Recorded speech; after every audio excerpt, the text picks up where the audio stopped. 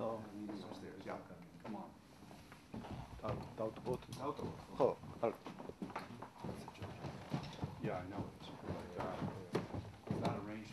Of a country that actually moves towards the West. That support seemed broad.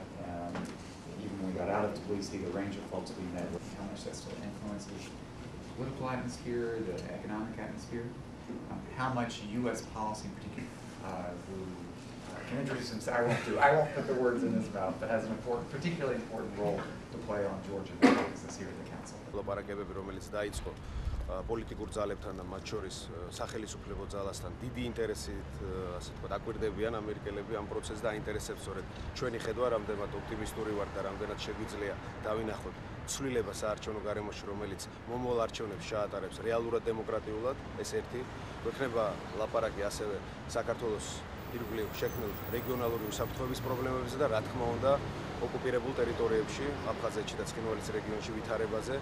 დღევანდელი ამოცანა ჩვენიც ქართულ-ამერიკულ ურთიერთობებში არის ის, რომ არ მოხდეს საბრძოლო მოქმედებების ან კონფლიქტის განახლება, ეს ერთი, მეორე, ნელ-ნელა დავიწყოთ იმ საფუძვლების შექმნა, რაც ხელს შეგვიწყობს აფხაზეთთან და ოსეთთან დიალოგის დაწყებისთვის.